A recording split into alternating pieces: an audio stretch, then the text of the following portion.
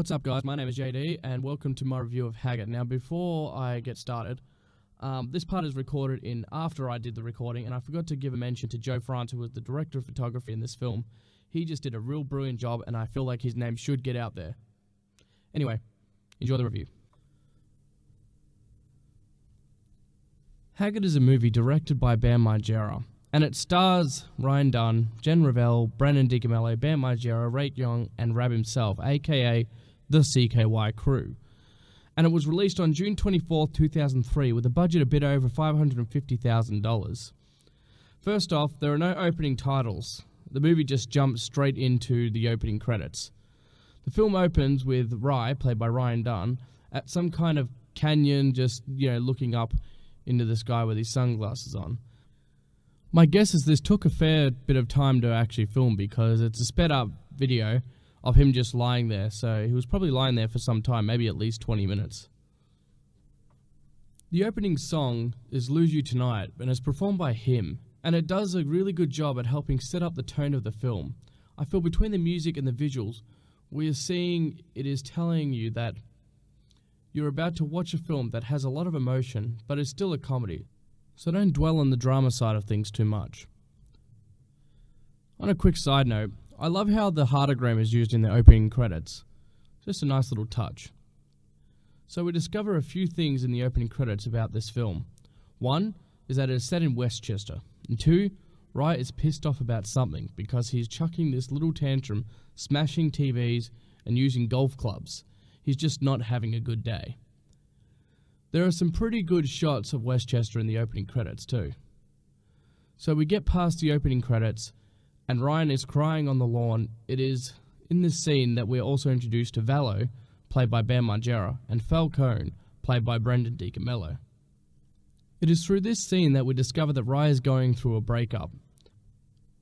And the way that he is dealing with his emotions is through anger, bitterness, and having the need to take it out on something, in this case, objects with a golf club.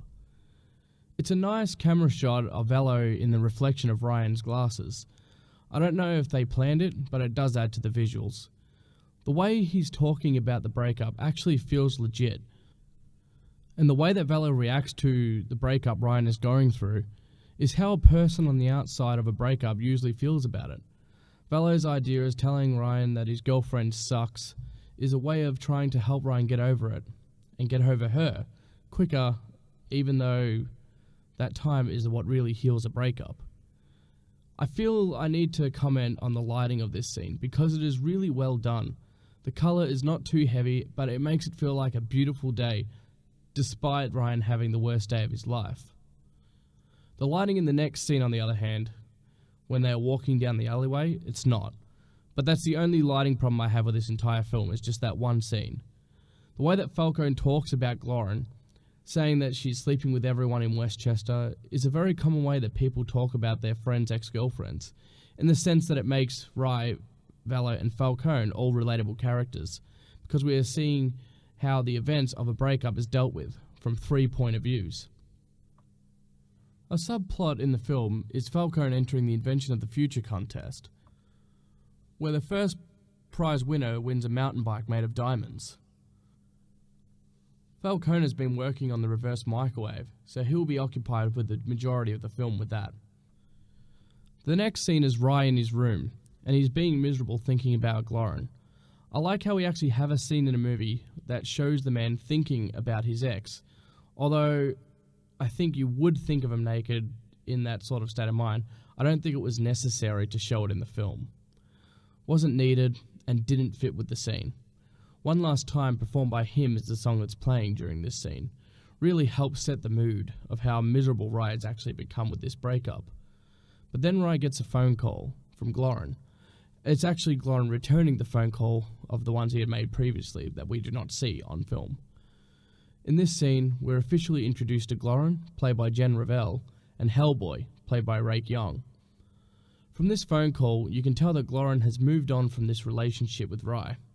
But Rye has not, and he's still coming off as very jealous, as if they are still together. So Glorin tells Rye that Hellboy fingered her at the beach. This information gets Rye so mad that he just has to talk to Velo, so he literally runs to the cafe to talk to Velo. I don't know why, but this running scene is really entertaining. In the cafe, Rye is paranoid and feels that the whole town is laughing at him. And he even takes it out on some random guy at the cafe. Twice. Forcing Velo to take him outside the cafe and have a quick talk with him. Rye then offers Velo and Falcone $100 to mess with his ex-girlfriend's house. This shows how childish Rye is actually handling this breakup. Velo says he'll do it, and then proceeds to take Rye back into the cafe. Velo convinces Rye to go hit on a girl at the cafe, even though Rye is in too emotional of a state to be trying to hit on a woman. Rye notices a tattoo on her arm, and it means desire. This reminds him of Glorin, causing him to start verbally abusing this woman at the cafe, which ends in her stabbing him in the eye with a fork. This scene is funny in its delivery and does provide a great laugh. I still remember the first time I watched this movie. When he got stabbed in the eye with that fork, me and my friend, we replayed it over a dozen times before continuing the movie. We just found it that funny. We now have the first montage of the film, featuring the song Pretending, performed by him. I don't really see the point of this montage in the movie. For all I know, it could be just to fill time. Although I personally don't feel it is necessary, it really does help you get the depressing vibe of what Rye is going through. It shows just how much of an emotional wreck he has become, and how numb he has become to any positive emotion. Velo goes to Falcone's house and pitches the idea of messing up Glorin's house, which at first Falcone actually declines. Until Velo informs him of the $100 they're going to get paid to do it. This changes Falcone's mind about messing up the house. Falcone's house looks like a real shithole due to the lack of furniture and the dirty bed. There is not much to say about this scene, so let's just move on to the next one. Falcone accepts the offer and they go. Velo and Falcone are at Glorin's house, and Falcone is shitting in her gas tank. Let that soak in for a minute. Alright. Velo then proceeds to smear Don Vito's shit all over the garage door. Just wow. While Velo is smearing the poo, Falcone tries to climb onto the roof from a stack of logs that fall almost instantly. In a funny punchline, Falcone, after falling off of the logs, uses a ladder sitting right beside the house. Still in the middle of messing up Glorin's house, Glorin arrives with Hellboy. Although Velo and Falcone are not seen, Hellboy unknowingly pisses on Velo while he was hiding in the bushes. They use blue lighting, which gives a good atmosphere to this scene. It's just nice lighting. We then go to Rye, in his room again, looking at pictures of him and Glorin. Velo and Falcone arrive after messing with her house. Velo is annoyed, getting peed on by Hellboy, who wouldn't be, and just wants to collect his money. It is in this scene that it discovers that Rye has got a new tattoo, and it's of a rhino. The only reason he got this tattoo is because Glorin likes rhinos. Another sad attempt at winning her back. Velo even acknowledges that he only got that tattoo because of Glorin. Rye denies it and tells Velo that he has always liked rhinos, yet everyone knows he's lying. Ryan then heads to the bottle shop with Velo and Falcone. It is at this point a homeless person, played by Jess Margera, asks Ryan for a cigarette, in which he gives him by throwing it in his face, clearly taking out his emotions on everyone else. Velo then asks Ryan when the last time was that he masturbated, Ryan replying that he didn't have to because he had Glorin, which Velo then replies, well, now you don't have her, and suggests that maybe he uses his imagination. At this point, Falcone suggests that Ryan uses the image of his own ass as a joke that will play a part later in the film. We are now back from Ryan's bedroom, where he is moping about his girlfriend dating someone named Hellboy, which he then looks at the reflection of a CD and tells himself that he's a piece of shit. rather depressing, but good for the film. Now to another montage of Falcone having trouble making the reverse microwave. There's also some footage of Valo skating in his basement. There's also a guy playing Tetris, also played by Jess Margera. So we go to Rye, who makes an appointment at the salon that Glorin works at, and another example of his jealous nature, he accuses her of having sex with one of the customers, and you can tell that he only made the appointment so she would talk to him. I have to say, this scene probably has the best line of the whole movie. I'm not going to tell you what the line is, just watch it and see for yourself. Or if you're watching this review, you probably already watched the movie, so you know what I'm talking about. Then there's a quick part of Ryan leaving and he drops his sunglasses, and I'm pretty sure that you can actually hear Bam call him a dipshit in the background. I don't know why they kept that in, but it works. So we're outside now, and Ryan is attacked by a man with a watermelon. This character is played by Phil Margera. Is also the clip where you get a scene of Hannah laughing. Now, this is probably one of the funniest laughing scenes I've ever watched in any movie ever. He just doesn't stop laughing. Now we go to Falcone making a movie with a bunch of toys, and it has nothing to do with the plot, but it is a funny scene, and it's a good way to bring you back up after that more darker scene that we just experienced, which isn't a completely dark scene, but it's dark in compared to some of the other stuff that are in the film. It is dark for a comedy. It is a good way to lighten the mood. Anyway, going past that part, I'm getting a bit sidetracked. We go to the skate shop that Valo works at, where we are introduced to Dooley, played by Brandon Novak. His character is someone that Valo doesn't like, but acts like he's friends with him because he is well connected.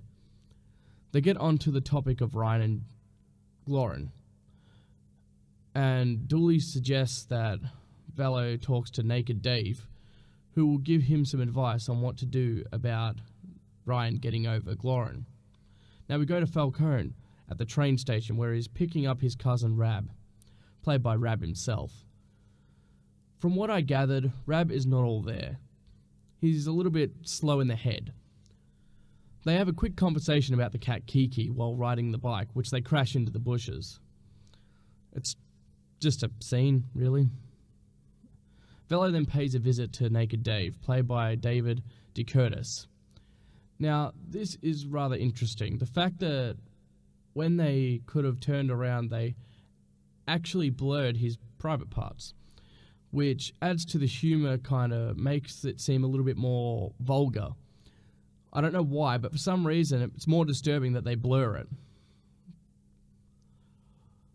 And it's not the last time that they blur something like this. I'll get onto that a little bit later. Naked Dave then suggests that maybe Rye can try burning some wood or digging a hole and break bottles behind the Wawa. This is a very weird suggestion of what you could possibly do to get over this, because none of it makes sense. Like, it would be effective at all?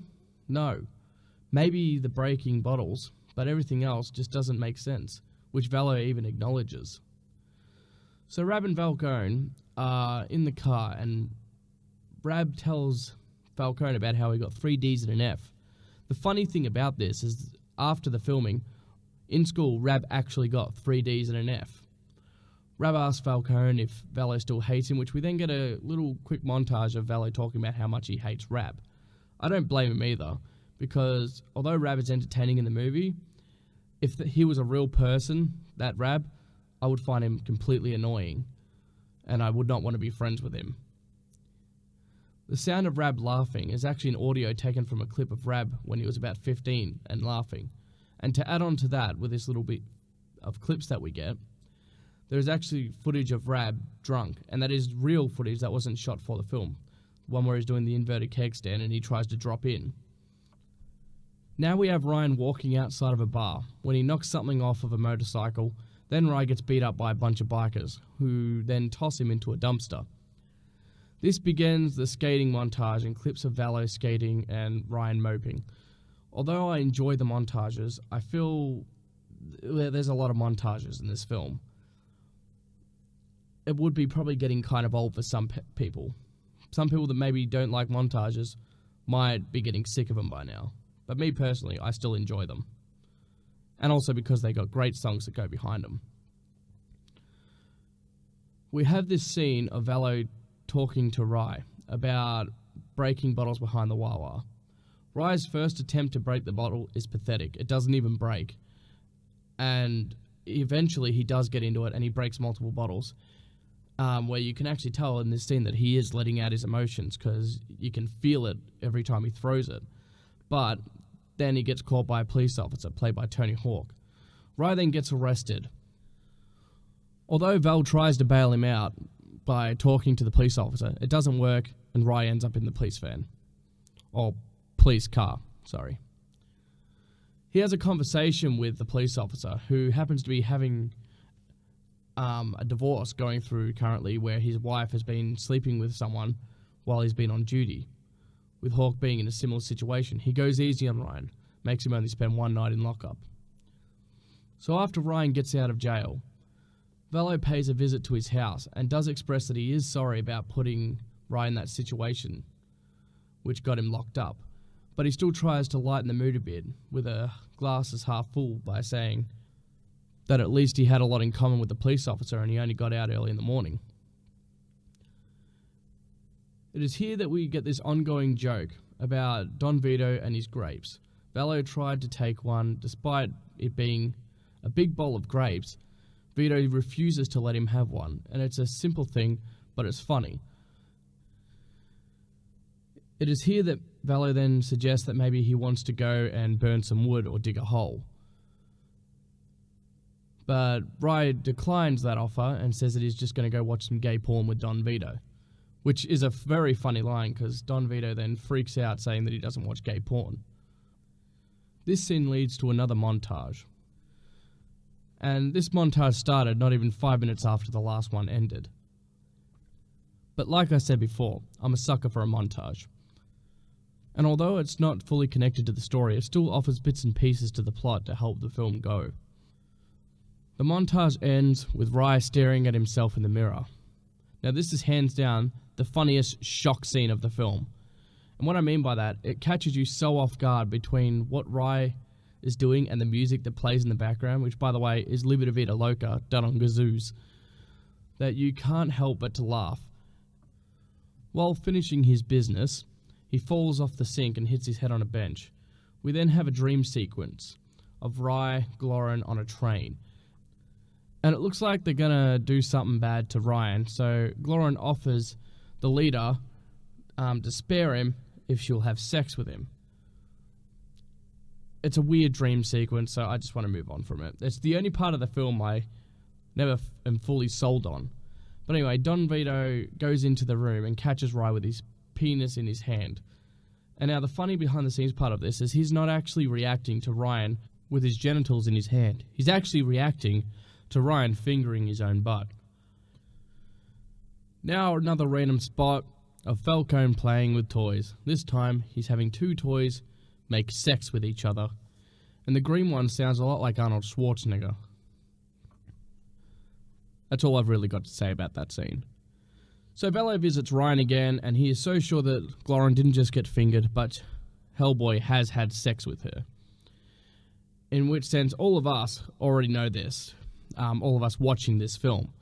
But Ryan is still kind of in denial about the facts. He assumes that she's having sex with him, but he's not sure, and he won't take anyone saying yes she has as an answer. He wants proof. This leads to him suggesting that Falcone and Valo break into Glorin's house, but this time with a video camera, and to film her diary, to make sure that she has had sex with Hellboy. This is where I think Ryan is going completely overboard, because this is straight up an invasion of privacy, and really Ryan is having so much trouble at letting go that he wants to stalk her, pretty much. He is so fixated on Glorin, and I would even go far enough to say that he's obsessed with the situation. He claims that if he finds that she did have sex, that he would let go. Upon receiving that information, Valo says that he'll do it, but only if Falcone's in. So Velo pays a visit to Falcone's house, which is, by the way, actually has furniture now. Falcone is watching TV while eating, I think, chicken wings, maybe buffalo wings. But the TV is sideways. Velo even acknowledges this, in which he finds out that Falcone has been taking acid. And he's actually watching nothing on the TV. It's just static.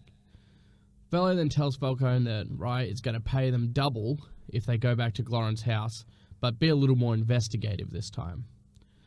Falcone is all for it and even suggests Rab being the getaway driver. With that decided, they get ready.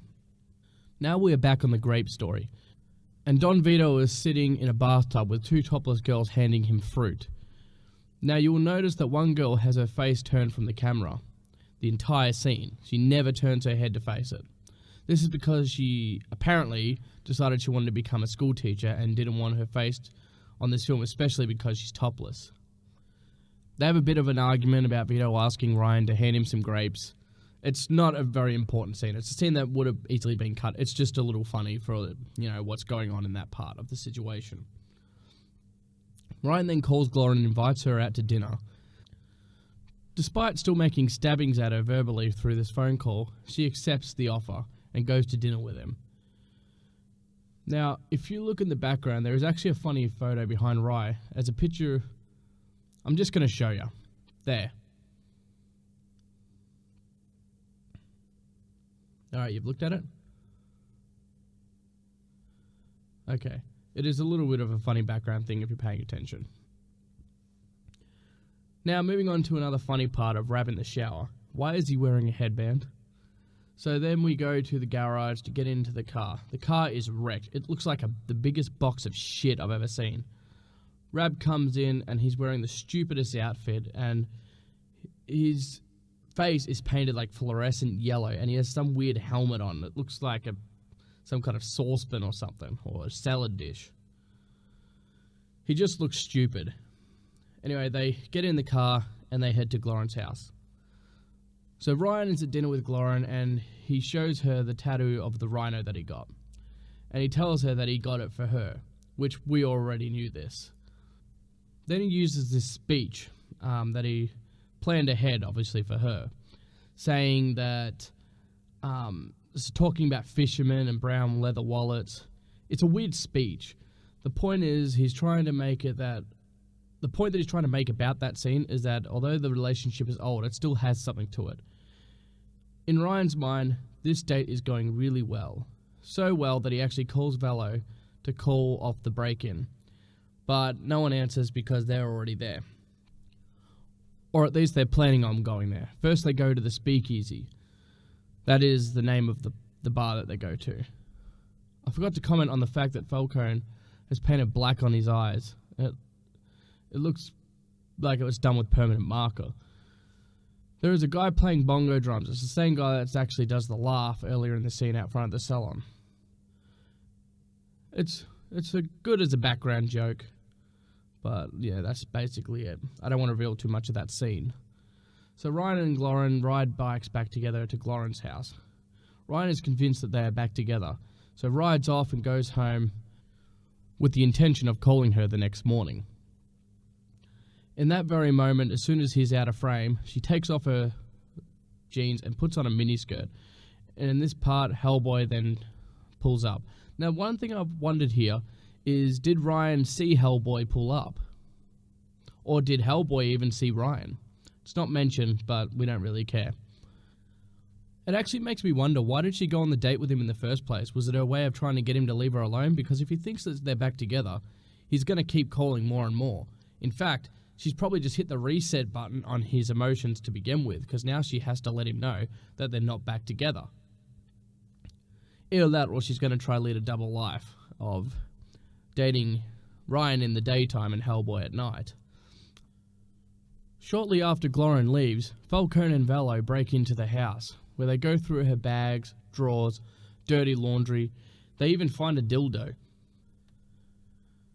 After much searching, they finally find the journal. Well, Falcone does. And as he's reading the journal, he reveals that she definitely had sex with Hellboy. We learn that Hellboy and Glorin are about to go back to the house to have sex. So Hellboy and Glorin leave for home, while Falcone and Valo are still in the house. They're in Glorin's bedroom when they get there. Valo and Falcone then run to hide in the closet, but Valo forgets to grab the camera, which is sitting right in front of the bed. So as Glorin and Hellboy start having sex, it's another one of those parts where they blur the private areas, and it makes it really funny because it looks like they're actually doing it just because it's blurred. Now there's a funny story about this. When I was first watching this movie with my friend at his house, just as that scene came on, his little sister got home from school, and because of the movie blurring it, it actually looked like we were watching a porno, which was a very embarrassing moment for him. But moving on. Hellboy notices that there is a camera in the room. This is a sign that Valo and Falco need to grab the camera and get out of that house. They dive out the window and start heading for the car, while Hellboy is sprinting downstairs to catch them. And he does catch Falcone, and starts beating him up badly. Valo even tells Rab to start driving the car, while Falcone is still getting his ass kicked. When you see it through the video camera, it looks really funny when you see Hellboy on top of Falcone like that. But Falcone does eventually get out, and he makes a dive for the trunk of the car. They get away with the video camera, and Hellboy doesn't catch him. Hellboy is very pissed off about the fact that they got away, but just goes back into the house, I'm assuming to finish his business. Valo then stops the car to let Falcone out of the trunk, but Falcone is that pissed that they almost abandon him that he just gets back into the trunk and they drive off. Rab even tries to rat Valo out, which Valo then kicks him, saying that you shouldn't be ratting me out, which Rab then replies that it's his cousin. But that's gone into too much detail. Ryan then goes to Valo's house with this look like he's just having a fantastic day, because as far as Rye is concerned, him and Glorin are back together and are happier than ever. He has no idea what Valo and Falcone are about to show him, even saying that nothing on that tape can change his mind about what he thinks about her. So they play the tape, and you can just see the anger and rage build up in Ryan's face. And it's funny because his face actually looks like the rhino tattoo. It's funny to think that how big that TV was back then, and it's kind of standard size now. But after viewing that tape, Ryan is officially on the reset button when it comes to getting over Glorin. And when you see him this angry, you realise it's actually the first step of a breakup, which we didn't get to see at the start of the film. We got to see stage 2, emotional. We got to see the end of it with anger. But now, as he's in the anger stage of a breakup, he wants to go and just fight Hellboy. That is his goal. But Valo tells Ryan to not worry about it because they have a plan that goes into effect as of tomorrow. So it cuts to 5 people moshing, and Falcone goes undercover as a fellow metalhead, in which we see a man that looks like he wants to beat the holy shit out of Falcone. This is played by Buddy Bill. Anyway, so Falcone approaches Hellboy, offering him a case of beer and letting him know that the new Narkill album is out, and it is at Reco Bin.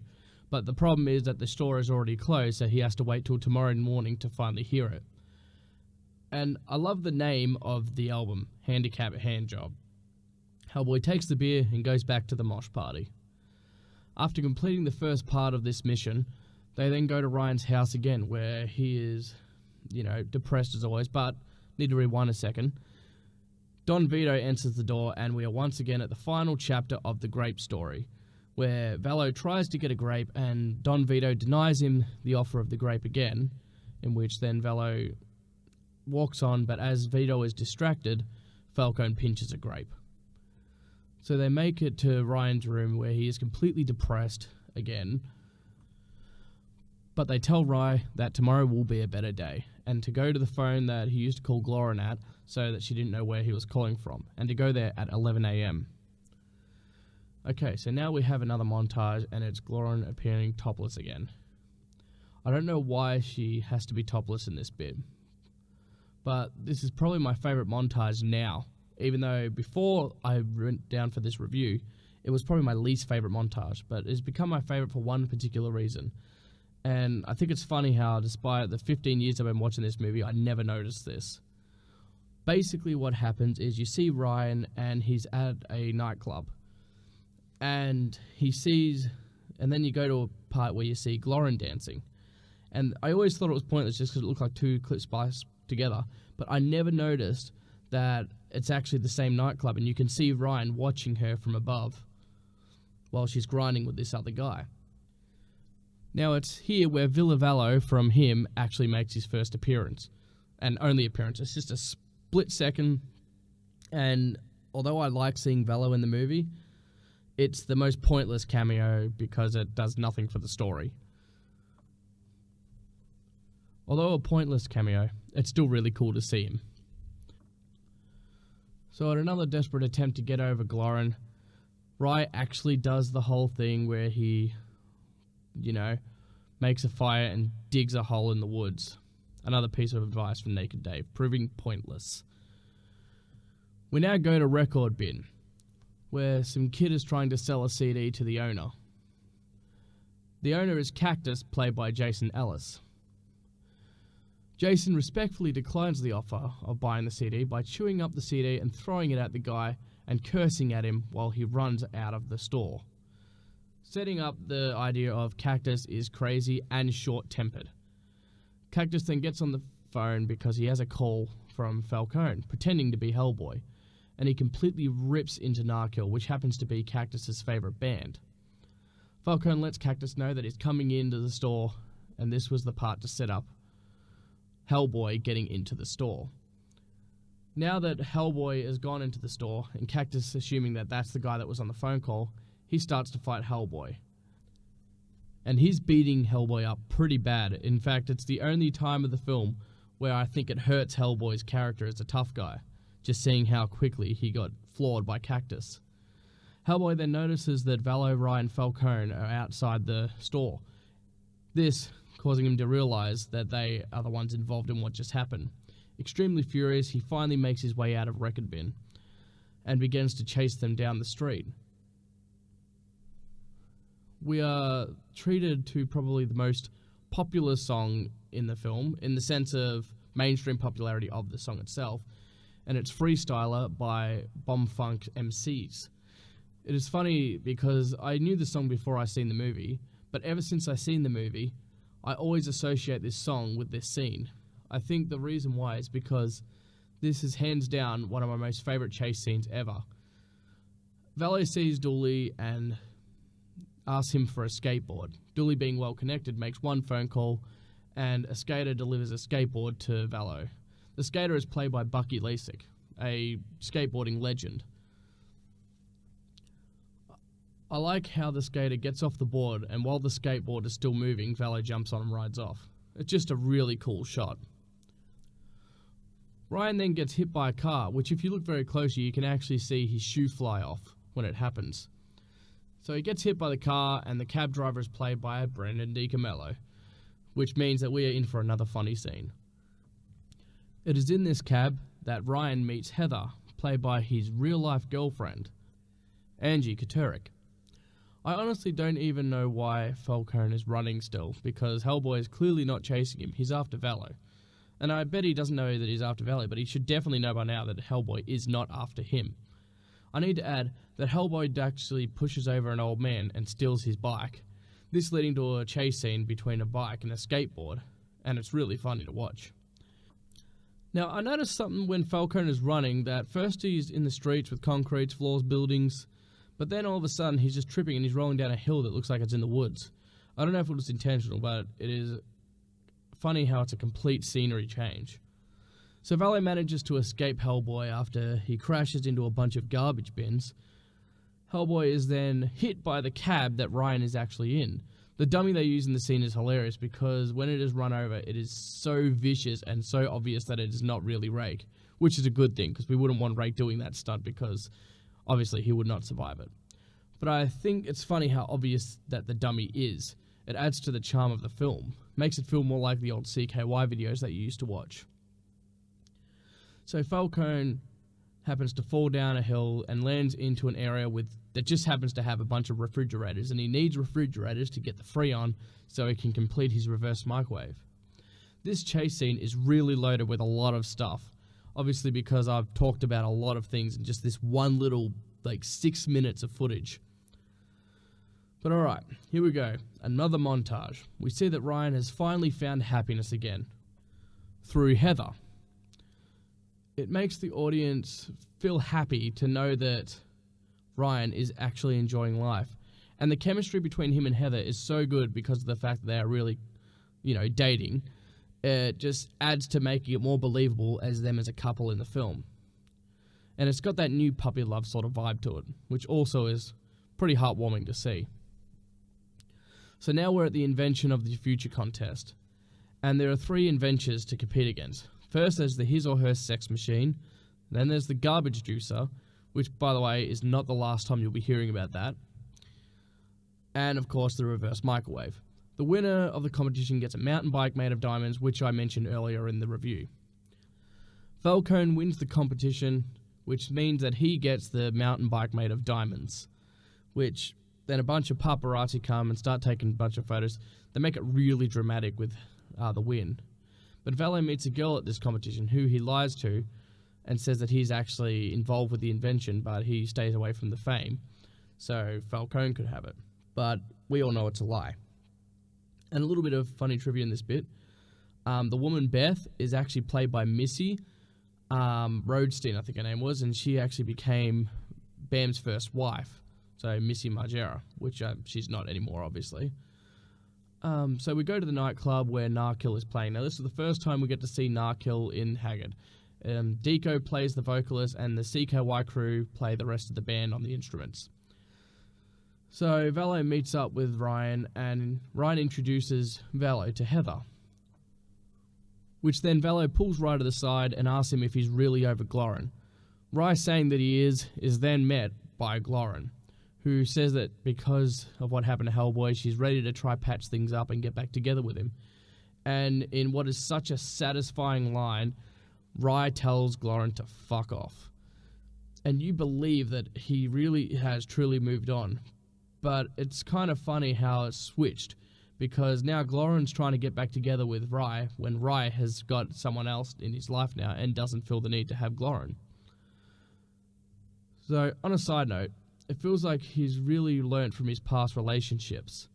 Now, Valo is at the bar, and you can see there's something different about Valo in this scene. It seems like Valo is the one that is depressed now, saying that Rye's moved on and is happy in a relationship. Falcone has his diamond mountain bike, and Valo kind of has nothing to do now. And it's kind of a good character arc, because you spend this whole time thinking that Valo, he cares about only his friends, but, he doesn't really want a relationship. But really, he's putting up this big barrier because he's actually really an emotional person. And he puts up the tough guy thing, despite being the most vulnerable one of them all, potentially. Because he is bummed out that the girl he invited didn't show up, he begins drinking.